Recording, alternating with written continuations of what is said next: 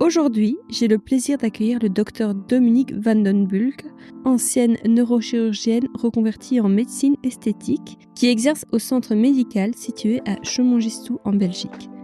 Ce centre unique regroupe deux entités. Le centre Novalis, qui se concentre sur la médecine et la chirurgie esthétique, et le CM 1325, un centre médical spécialisé. L'endroit combine expertise de pointe et approche chaleureuse, créant un environnement idéal pour le bien-être des patients. Dans cet épisode, nous allons parler de l'évolution de la médecine esthétique en Belgique, qui a bien changé ces dernières années. Le Dr Van den Bulck nous donnera un aperçu des techniques populaires actuelles comme les injections et la blépharoplastie. Elle nous déconstruira certaines idées reçues courantes sur la médecine esthétique, notamment sur les résultats dits entre guillemets « too much ». Ensemble, nous aborderons aussi la croissance de l'intérêt des hommes pour ces traitements, une tendance en forte hausse que de plus en plus de praticiens prennent en compte. Nous parlerons également des critères à considérer avant de choisir un bon médecin et une clinique qualifiée pour vous garantir une prise en charge sûre et professionnelle. La question de l'accessibilité des soins esthétiques pour des budgets variés sera également abordée, car ces traitements ne sont plus réservés à un certain public. Le Dr Van den Bulck nous éclairera sur l'importance de l'éducation et de la sensibilisation pour faire des choix éclairés avant et après un traitement esthétique. Enfin, nous explorerons les innovations futures, notamment en matière de traitement au laser et les précautions à prendre pour optimiser les résultats tout en minimisant les risques. Alors avant de plonger dans cet échange passionnant, un petit rappel. Si ce podcast vous plaît, pensez à vous abonner, à le noter 5 étoiles sur votre plateforme d'écoute préférée et à le partager autour de vous. Ça peut sembler anodin, mais c'est énorme pour soutenir le projet et m'aider à le faire grandir. Et pour vous aussi, en vous abonnant, vous êtes certaine de ne manquer aucun épisode qui pourrait vous apporter de l'information ou de l'inspiration ou même de la motivation pour démarrer votre semaine du bon pied. Vous êtes sur Audace, le podcast qui met en lumière des parcours uniques, authentiques et des sujets qui nourrissent autant le corps que l'esprit. Pour celles qui ne me connaissent pas encore, je suis Chloé Génico et je suis ravie de vous accueillir dans un nouvel épisode. Bonne écoute. Bonjour Dominique. Bonjour. Peux-tu te présenter en quelques mots, s'il te plaît ? Bien sûr. Donc, mon nom, c'est Dominique Van den Bulck. Je suis médecin. J'ai eu mon diplôme de neurochirurgie. J'ai fait plusieurs années à l'étranger, à Paris, et puis j'ai terminé mon assistanat à La Réunion. Et pour des raisons personnelles, j'ai décidé de me lancer en médecine esthétique depuis 2 ans. Et depuis janvier, on a lancé le centre Novalis Clinique ici à Chemongistou. Alors, on va commencer directement dans le vif du sujet avec la première question. Donc, c'est un épisode spécialiste où on va ressortir avec des infos, avec des tuyaux, avec du concret. Donc, on se lance directement. Comment décrirais-tu l'évolution de l'esthétique médicale ces dernières années, notamment en Belgique ? En Belgique, timidement. Il faut savoir que dans le monde, c'est une demande qui explose partout ailleurs. Aux États-Unis, par exemple, on a un chiffre d'affaires qui est assez colossal en 2024 en 2021 et qui va doubler en 2028. Au Brésil, c'est pire. Ouais. Et les Coréens sont aussi à la pointe par rapport à ça. Et on pense que la Belgique, timidement, va également se lancer de manière assez importante dans cette offre de soins. C'est vrai que quand on pense esthétique, on pense un peu, extrême, genre Too much. Ouais, too much. Oui. Les lèvres, too much. Tu parles du Brésil, je pense aux fesses, too much. Oui. Enfin, quelles sont un peu les tendances là actuellement que toi tu vois en Belgique dans le cabinet ? C'est pas forcément ça l'esthétique. En fait, les tendances dépendent des cultures. C'est vrai que les Brésiliennes adorent montrer qu'elles font de l'esthétique, aux États-Unis aussi. Et les Russes ? Et les Russes encore plus, c'est ce qu'on appelle les Russian lips, là. Mhm. Ici, en Occident, on est plutôt dans la pratique du discret. Plutôt quelque chose d'harmonieux et naturel. Donc, c'est vrai que c'est très mal vu quand ça se voit. Et donc, les Belges, de manière générale, préfèrent faire de la médecine esthétique de manière plutôt naturelle.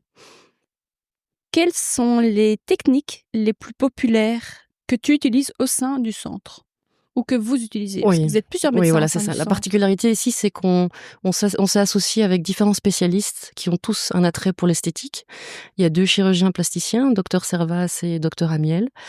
Eux m'ont dit que la forte demande actuellement, c'est surtout tout ce qui est blépharoplastie, la chirurgie des paupières, la chirurgie des seins, que ce soit de la reconstruction, Ou des prothèses. Ou des prothèses, ou voilà, tout ce qui touche l'anatomie de la femme. Et le fameux mommy makeover, c'est en fait pas mal de femmes souffrent très fort des grossesses, et donc elles sont demandeuses, quand elles font leur dernière grossesse, d'être prises en charge par un plasticien pour essayer de retrouver leur corps d'avant. Et donc on fait toute une chirurgie de reconstruction des droits abdominaux, parfois avec liposuction, parfois avec une reconstruction à mammaire, et c'est tout un package en fait. Donc ça, c'est la partie chirurgicale avec le chirurgien.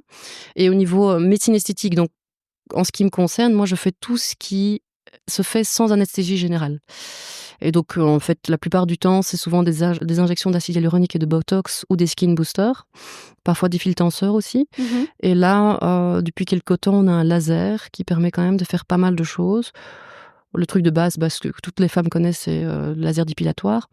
Mais on a aussi la possibilité de travailler sur des cicatrices, par exemple des cicatrices post-opératoires, post-traumatiques. On peut fortement atténuer les cicatrices d'acné, par exemple, aussi. On utilise le laser également pour tout ce qui est taches pigmentaires, les taches brunes après le soleil, les taches brunes de la personne âgée, l'héliodermie, ou alors la coupe rose et les varicosités. Et là, pour le moment, j'ai un peu une vague de demandes de patientes qui veulent atténuer leurs ridules et leurs rides. C'est assez en vogue sur Instagram. Je ne sais pas si vous voyez, c'est le resurfacing. Donc des patientes qui font soit ça via le laser ou le peeling. On décape la partie superficielle de la peau et on force la peau à se régénérer. Et donc, on a une nouvelle peau avec moins d'irrégularités, moins de ridules, etc. Et les femmes sont assez contentes des résultats. C'est un peu une alternative au Botox, ou c'est en complément?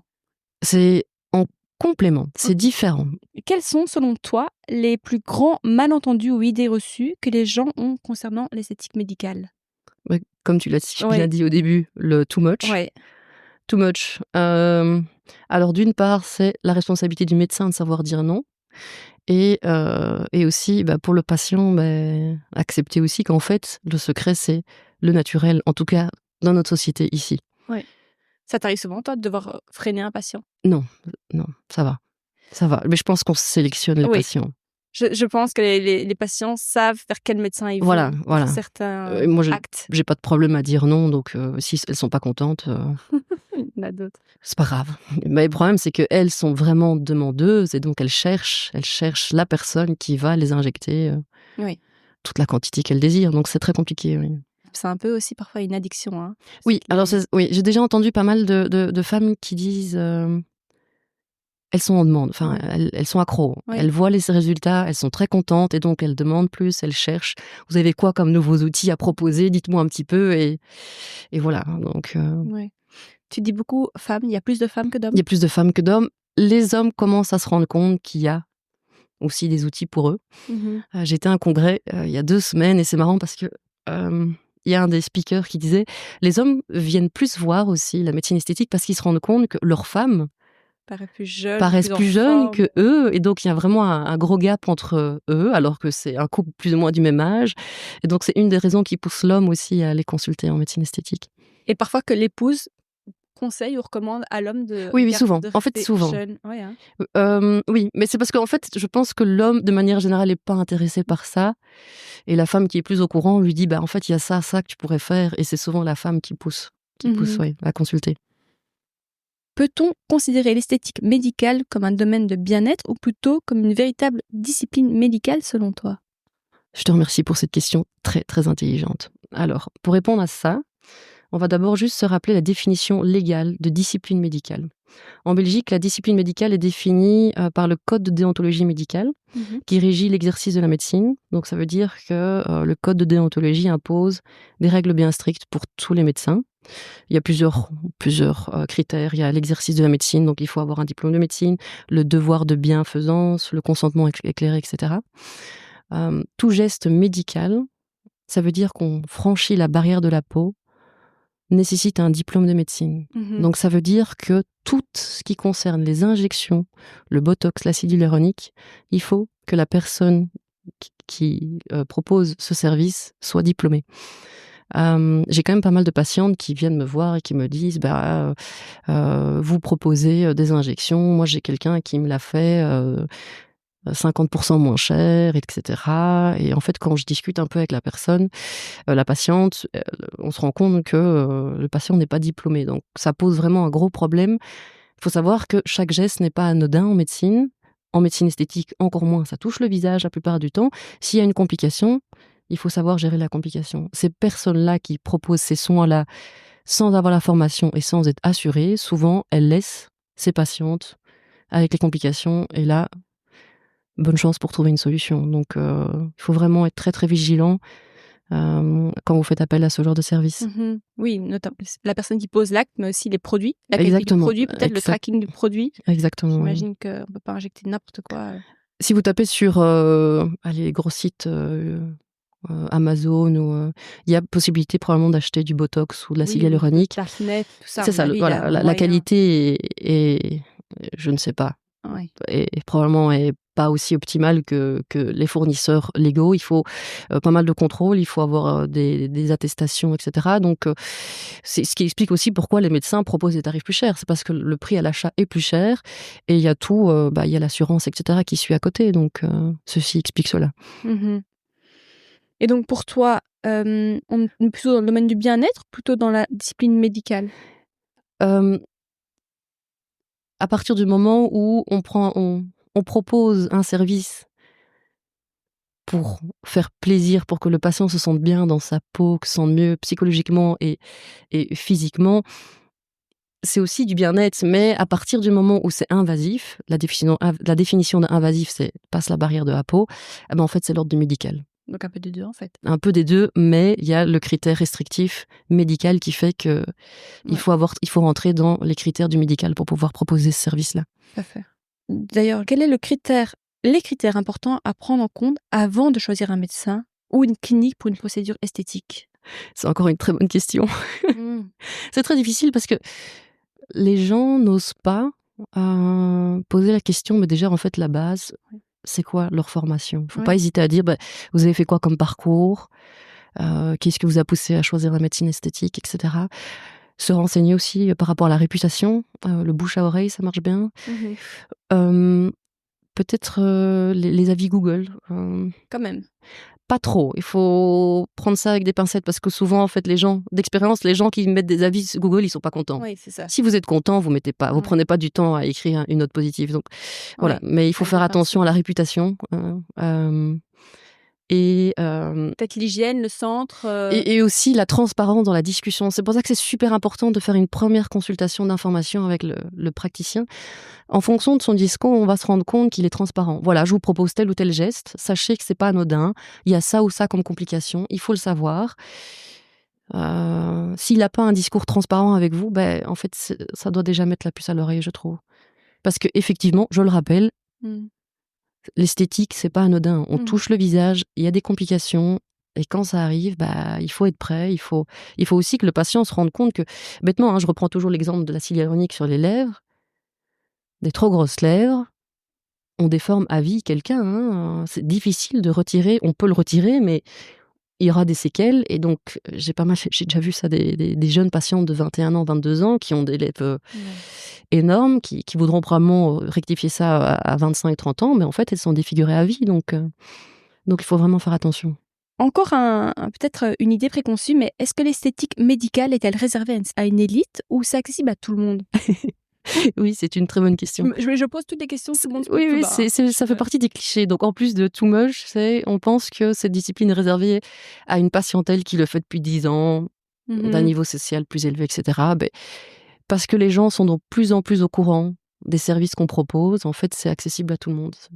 J'ai des patientes de 18 ans qui souffrent de cicatrices d'acné qui viennent nous voir parce qu'en fait, on peut leur proposer des solutions. J'ai des patientes qui, à 30 ans, souffrent de vergetures qui viennent nous voir ou à 60 ans pour des problèmes de rides, etc. Donc, en fait, ça dépend vraiment de leurs besoins et on peut rendre service à une panel d'âge différent et qu'importe le sexe, donc homme, femme, on peut rendre service. Comment expliques-tu l'importance de l'éducation et de la sensibilisation dans ce domaine pour garantir des pratiques sûres et responsables? Tout se passe au moment de la première consultation d'information, je pense. C'est Toujours une consultation c'est d'information? hyper important. Ouais, C'est OK. hyper important parce que, déjà, il faut revoir tout le dossier médical, Ouais. être sûr qu'il y a pas de contre-indication, Mmh. être sûr que, en fait, une des grosses contre-indications, par exemple, par rapport au laser, c'est le soleil. Certains médicaments sont contre-indiqués, donc il faut pouvoir l'arrêter suffisamment tôt et cetera. Et aussi le discours que le praticien a, il faut qu'il soit transparent et il faut qu'il y ait aucun tabou, qu'il explique: «Voilà, on peut vous proposer tel ou tel traitement, mais il y a des risques». Si quelqu'un ne vous parle pas de risques, ça doit déjà mettre la puce à l'oreille parce Ouais, que red flag, quoi. oui, pour moi, pendant 1 heure de consultation, je parle de tout et des risques.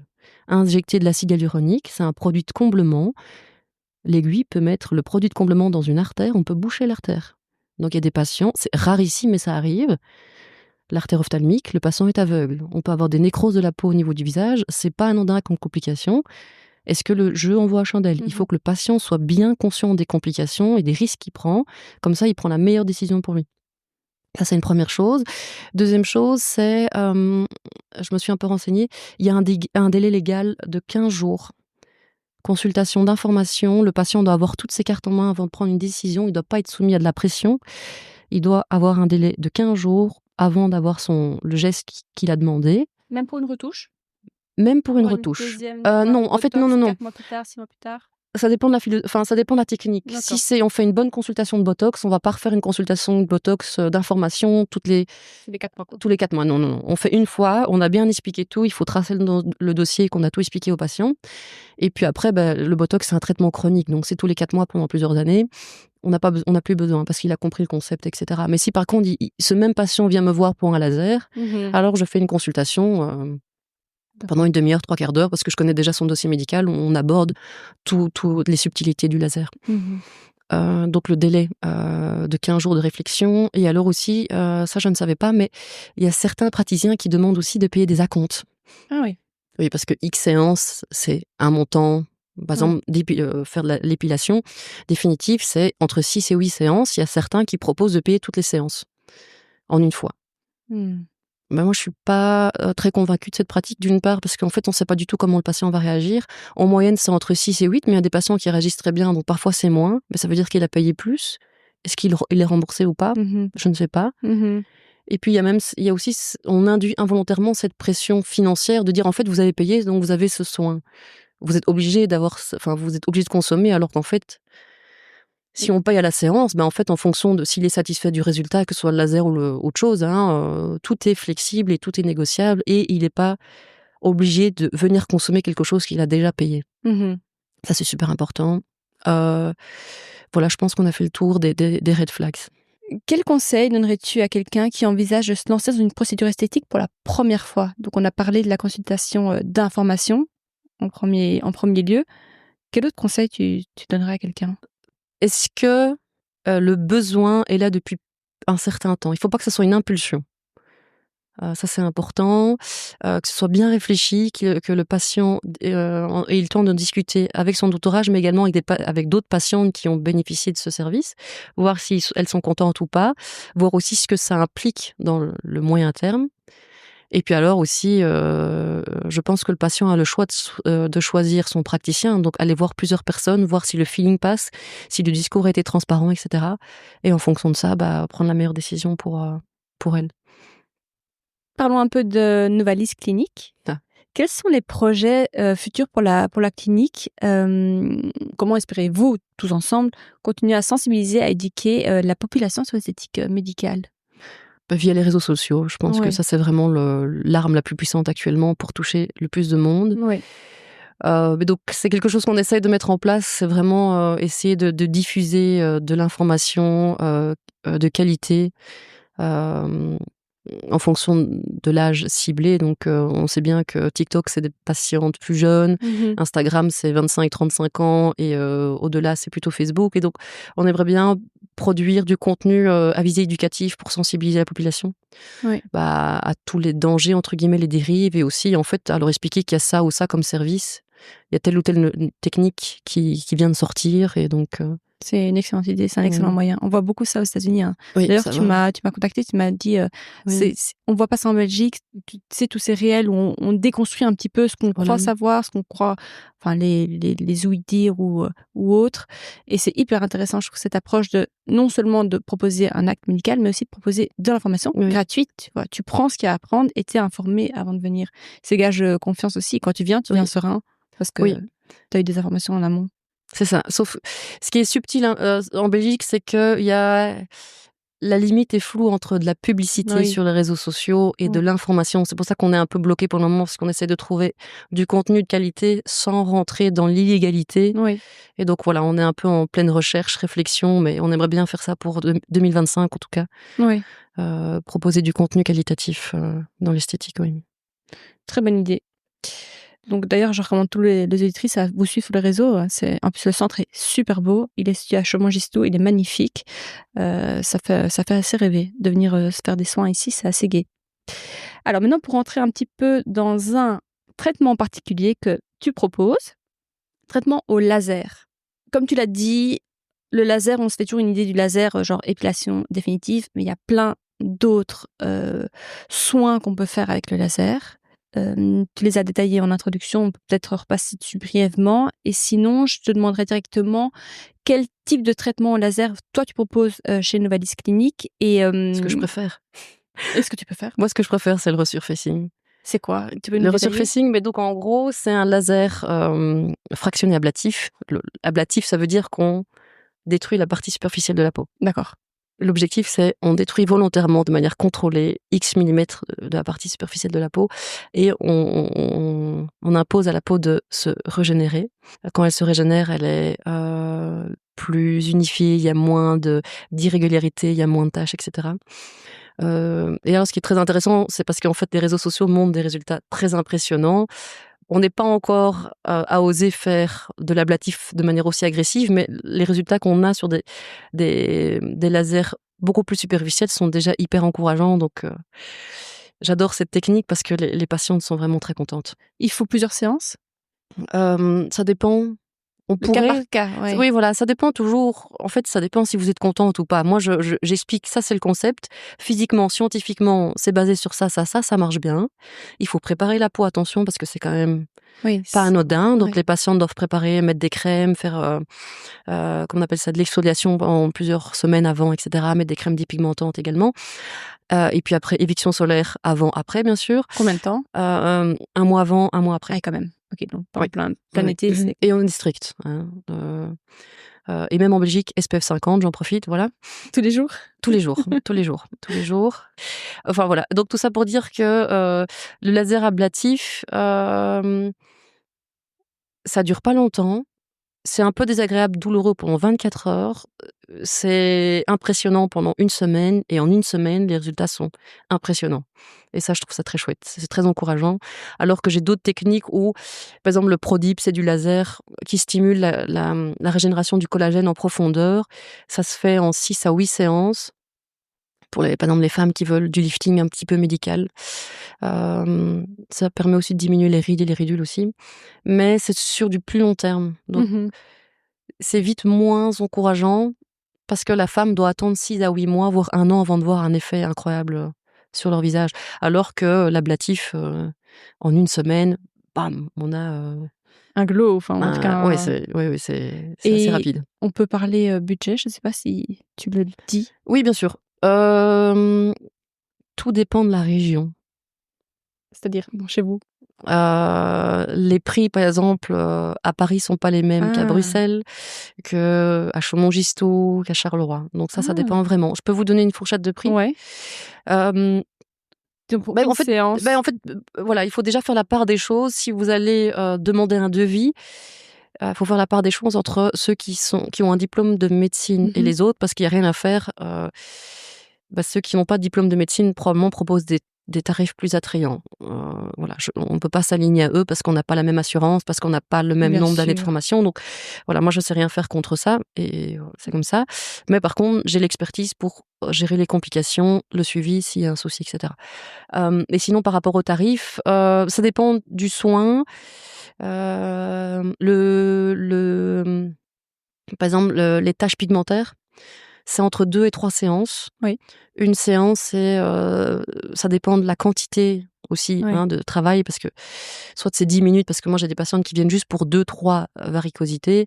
Il y en a d'autres, c'est sur tout le visage, donc c'est différent en fait. C'est vraiment au cas par cas, mais c'est entre 150-250 € la séance. Donc c'est pas non plus anodin comme budget, parce qu'il faut partir du principe qu'on est sur du 2-3 séances. Oui, mais pas chaque année, une fois que c'est fait, une fois qu'elles sont... C'est une bonne remarque. Ouais. Ça revient. Pour certaines pathologies, il faut envisager une retouche. Il faut tous les 2-3 ans refaire. Je rebondis par rapport à ça. Par exemple, le laser dépilatoire, c'est pas une épilation définitive. La première année, on fait 6 à 8 séances, c'est un certain budget, entre 1 500 € et 2 500 € le package. Mais il faut savoir que le cycle pilaire, il y a toujours des poils qui continuent à pousser en moins grande quantité. Donc ça veut dire qu'en moyenne, les femmes reviennent 1 an et demi, 2 ans après pour refaire une petite retouche pour les poils qui sont résiduels, etc. Oui, c'est ça, oui. Et puis normalement, ça s'atténue avec le temps. Mais donc, il y a d'autres techniques où c'est définitif. Mais je préfère pas dire définitif, parce que sinon la patiente est déçue, alors qu'en fait, on ne bloque pas le processus de vieillissement. C'est quelque chose qui continue. Nous, on ralentit, ou en tout cas, on essaye de faire disparaître ce qui est déjà présent, mais la peau continue à vieillir. Moi, le resurfacing, je fais disparaître les rides, les petites rides en une séance, mais en fait, la peau va continuer à travailler. Et les muscles continuent à tirer sur la peau, d'où la prévention avec le Botox, c'est que si on fait du resurfacing pour faire disparaître les ridules, l'intérêt, c'est de mettre un peu de Botox pour que le muscle soit moins fort, et donc ça permet de moins tirer sur la peau, et donc d'avoir à long terme moins de marques de rides sur le visage. Donc, il y a un traitement pour traiter la conséquence, et puis après, il faut réfléchir à traiter la cause. C'est pour ça, retouche, oui, mais est-ce qu'on a traité la cause ou pas? Voilà. Parce que le processus de vieillissement est là. Oui. Toi, à titre personnel, t'en penses quoi de cette guerre contre le fait de vieillir, d'être ridée? Je vois dans la rue, parce que je suis dans le domaine, je regarde tous les visages que je croise. Et j'ai quand même certaines femmes qui ont 60, 70 ans, qui sont magnifiques. Et j'espère que je ferai partie de celles-là. Il y a une manière de bien vieillir. Alors, il n'y a pas... on est bien d'accord que l'esthétique, c'est pas indispensable. Ça commence par bien vieillir, avoir une bonne hygiène de vie, bien s'hydrater, bien dormir, faire du sport régulièrement. Ça, c'est déjà la base. Et la crème solaire, SPF 50. Et puis, dans un second temps, si vraiment on est fortement marqué, oui, je trouve que ça a du sens de le faire, parce que c'est quand même, pour sa confiance en soi, continuer de se voir belle à 60, 70 ans, c'est vraiment très chouette. Donc, moi, je trouve que ça a du sens, oui. On continue sur le thème du laser avec la deuxième question. Quelles sont les indications les plus courantes pour un traitement au laser en esthétique médicale? La coupe rose, parce que la population est plus au courant que la coupe rose se traite au laser. Oui, c'est vrai. Rosacée, etc. La varicosité. Les taches pigmentaires, les gens commencent à s'en rendre compte. Et grâce aux réseaux sociaux, en fait, ça dépend vraiment de ce qui circule dans les réseaux sociaux. En fait, c'est ça le problème, c'est qu'il y a un problème de manque d'information. Et en fonction de ce qui circule, les gens viennent, parce qu'ils ont vu, entendu. Ouais. Le traitement au laser est-il adapté à tous les types de peau, ou existe-t-il des contre-indications ou des précautions particulières à prendre? Il faut faire attention. En Belgique, le belge Lambda. Le belge lambda, qui a pas d'origine, entre guillemets, exotique. Comme moi. Voilà, le blanc bœuf belge, yeux bleus, peau claire. Il y a pas de souci, c'est le laser de base. Plus on a un teint plus hâlé, bronzé, là, il faut faire plus attention. Parce qu'il y a il y a plus de pigments, il y a plus de mélanine, et là, il faut faire attention par rapport au laser, etc. Donc ça, c'est un peu de la physique. Il faut avoir des lasers adaptés. Ouais, encore une fois, c'est du cas par cas, de toute façon. C'est du cas par cas, et en plus de ça, ces patientes ou patients sont plus à risque de complications. Ah ouais? Oui. Donc il faut faire très attention. Elles sont plus à risque de faire des taches d'hyperpigmentation, d'hypopigmentation ou d'échéloïdes. Donc ces patientes-là, il faut vraiment encore plus être attentif par rapport aux praticiens, parce que elles sont plus à risque de complications. Bon à savoir. Quel est l'avantage du traitement laser par rapport à d'autres méthodes esthétiques pour des résultats durables? J'ai pas mal de patientes qui viennent pour retirer des points de beauté, par exemple, sur Au le laser? visage. Oui, Oh, moi, on m'avait charcuté. Enfin, voilà. Mais donc, en fait, ça dépend parce que l'avantage du laser, c'est que ça laisse pas de cicatrices. ouais, Donc, c'est très, très joli. ouais, Alors que la chirurgie, on peut le retirer, mais il y a d'office quelques points ouais. qui vont rester. Donc, quand c'est au niveau du visage, beaucoup de patients optent pour le laser pour cette raison-là. Ça dépend s'il n'y a pas de contre-indication. Par exemple, les points de beauté, malheureusement, s'il y a un pigment, il faut l'envoyer en analyse pour être sûr qu'il n'y a pas de Oui. caractère malin. Et ça, le laser ne sait pas le faire parce qu'en fait, on détruit complètement, on vaporise le tissu, donc on ne sait pas l'envoyer en analyse. Et donc, en fonction du cas, il faut regarder avec un microscope, on appelle ça un dermoscope, et on regarde si on peut ou pas le faire au laser. J'aurais tendance à le faire au laser, d'une part parce que très, c'est très rapide, il n'y a pas de soin de plaie, il n'y a pas de fil à Moi, je suis retirer. tombée dans les pommes. Je te Ok. jure. Je suis tombée dans Ok. les pommes. On me l'a coupé, je suis tombée dans les pommes. Bah, là, tu Là, je tomberais n'oserais pas dans les pommes, c'est pas possible. Ça va tellement vite, ça fait pas mal, tu vois pas de sang, il y a rien. Tu pars chez toi et c'est fini. Donc ça, c'est un des avantages du traitement en laser par rapport à d'autres méthodes. Tu as parlé de la douleur, tu sais que c'était pas douloureux. Est-ce que le traitement en laser est douloureux ou existe des solutions pour minimiser l'inconfort durant l'acte? Ça dépend de la sensibilité de chacun. Ouais.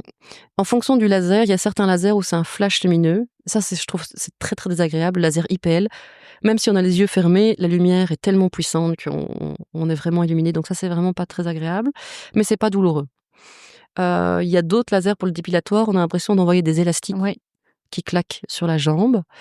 En fonction des paramètres, normalement, on peut atténuer cette sensation désagréable. Il faut pas. Je crois qu'il y a un range de 50 joules d'intensité pour pouvoir griller entre guillemets le bulbe. On n'est pas obligé de monter jusqu'à 50, on peut rester à 10-15 et ça fait le même effet. Donc Ok. on peut s'arranger pour que ce soit plus confortable pour le patient, tout en restant efficace. Mais il faut surtout faire attention au système mis en place pour contrecarrer la chaleur qui est produite par le laser. Par exemple, le laser dépilatoire, normalement, il y a de l'air froid qui est envoyé sur la peau, parce qu'en fait, le laser produit énormément de chaleur. Si on n'envoie pas l'air froid, ça brûle la peau. Et en fait, les patients se plaignent plus de l'effet qui contrecarre la chaleur que du laser en soi. Quand vous avez toute la jambe à épiler et pendant une demi-heure, vous avez du froid qui vous Ouais. froidit la jambe, ça, c'est vraiment très désagréable. Mais c'est pas douloureux. C'est que sur les faits, de toute façon, c'est que sur le moment même. C'est que sur le moment même. Le traitement en laser peut-il être utilisé pour traiter plusieurs problèmes esthétiques à la fois, comme les taches pigmentaires, l'acné et le raffermissement de la peau, pardon. On peut utiliser ce qui est très Simultanément, oui, ouais. oui, on peut.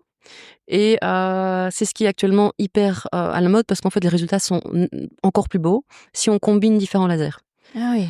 Il faut juste faire attention par rapport à la quantité d'énergie qu'on envoie sur la peau. On peut combiner des techniques où la cible n'est pas au même niveau sur la peau. Si on décide, par exemple, de travailler une cicatrice, par exemple, une cicatrice de césarienne, Ouais. on va travailler sur deux choses. On va travailler sur le tissu en profondeur pour stimuler le collagène à avoir une zone plus lisse. Et puis, souvent, les césariennes, c'est rouge un petit peu au début quand elles sont, entre guillemets, fraîches. On va travailler avec l'IPL. L'IPL, c'est plutôt, ça cible les vaisseaux en superficiel pour réduire la partie rouge de la cicatrice. Donc ça, on peut faire lors de la même séance. Vous voyez. Oui. Pour la césarienne, tu conseillerais de faire ça à quel moment? Au plus tôt, au mieux. Ah ouais? Oui. Dès qu'on a retiré les fils, il faut y aller. Et en Ouais, France, donc par assez exemple, tôt, en fait, oui, en France, ils les sont beaucoup plus. semaines qui suivent. En France, ils sont beaucoup plus avant-gardistes par rapport à nous. Toutes les chirurgies, toutes les cicatrices post-opératoires passent au laser. Après le retrait des fils, boum, on passe au laser. Et il y a même certains plasticiens qui ont le matériel qui le passent directement après la chirurgie. Ah ouais? Chirurgie, reconstruction mammaire, boum, ils mettent le laser avant que le patient se réveille. Et on commence déjà le traitement dans le but, évidemment, de rendre la cicatrice la plus discrète possible. Oui. Alors, question pratico-pratique, quelles sont les précautions à prendre avant et après une séance de traitement au laser pour garantir les meilleurs résultats et minimiser les risques? Tout dépend du laser qu'on veut utiliser, mais la plupart du temps, on essaye de préparer la peau, donc on demande d'hydrater la peau. Mmh. Une crème hydratante 2 fois par jour, 15 jours avant. Est-ce qu'il y en a une que tu recommandes? Je sais pas si tu peux Ah, citer des marques. je peux pas. Non, En consultation, je peux, mais là, celui-ci, je peux pas. je comprends. Mais crème hydratante classique, Voilà, quoi. crème hydratante classique. Et en fonction, parfois, on ajoute quelques éléments en plus, par exemple des crèmes dépigmentantes pour éviter que, justement, que le traitement fasse des taches pigmentaires, etc. Crème solaire, dans tous les cas, même avant le laser. Donc, surtout, 1 mois d'éviction solaire avant le traitement. Et après le laser, on demande parfois crème cicatrisante 1 semaine, par confort. Et puis après, les soins classiques avec de la crème solaire. Et crème anesthésiante? Si le geste risque d'être douloureux, on le met 1 demi-heure avant. Une demi-heure avant le geste, oui. Ouais. Et dernière question concernant le laser. En matière de technologie laser, comment elle pourrait transformer les soins esthétiques à l'avenir? Il y a 2 choses. La blépharoplastie au laser, donc les paupières. Les yeux, hein, Ouais, les yeux. Qu'il y a ouais. pas longtemps, c'était essentiellement la chirurgie qui Ouais. pouvait retirer le surplus de peau. Ici, on est en train, en fait, les gens sont de plus en plus demandeurs d'éviter la chirurgie. Ouais. Donc les lasers sont, on est en train de voir des très bons résultats. Donc Excellente nouvelle. ça, c'est une très bonne nouvelle. Toujours à faire avec précaution, parce que le problème avec le laser, c'est que si on rétracte trop la peau, si on retire tôt, le patient n'est plus capable de fermer l'œil, par exemple. Donc il faut quand même faire attention. Bon, il y a des complications, en fait, c'est les mêmes complications que la chirurgie, parce que même le chirurgien, s'il retire trop de peau, on a les mêmes soucis. Oui, ça, je trouve que c'est assez encourageant. Les résultats sont c'est toujours les mêmes arguments, en fait. 1 semaine de délai et puis on a des chouettes résultats. Il n'y a pas de soins de cicatrices. Grâce au laser, ouais. Oui, donc et l'autre chose que j'aime beaucoup aussi, c'est le travail sur les cicatrices.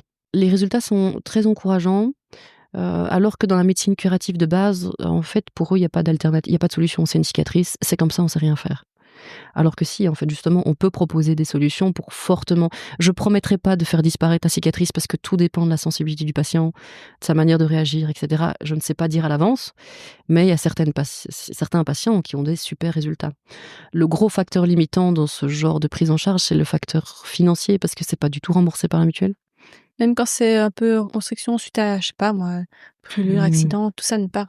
Non, la reconstruction chirurgicale est remboursée, mais pas le laser est pas encore reconnu comme un acte curatif en Belgique, donc pour le moment, c'est pas le cas. J'avais encore une question. Les vergitures, ça, le laser aide? Oui. Parce que je sais que ça peut complexer beaucoup les Oui. femmes. Au plus tôt, au mieux. Quand elles sont encore rouges. Oui. Ça. En fait, souvent, j'en ai discuté avec nos collègues gynécologues, c'est de venir en consultation après, au moment de la consultation postpartum, donc à 1 mois de l'accouchement. En fait, directement nous voir et qu'on commence les traitements à ce moment-là. Et alors, il faut savoir aussi que c'est souvent une part de génétique. Donc, les patientes qui ont déjà des vergetures adolescentes, elles sont à risque de craquer pendant leur future grossesse. Donc, il faut préparer la peau, bien hydratée, etc. Mais on conseille souvent de mettre de l'huile tous les jours pendant la grossesse. Malheureusement, il y a des patientes, c'est génétique. Oui. Leur maman, ça a craqué pendant la grossesse, elles vont craquer et on ne sait rien y faire. Donc, on est là pour récupérer, essayer de réparer par la suite. Merci Dominique, merci pour toutes ces recommandations, pour toutes ces connaissances et pour ton partage.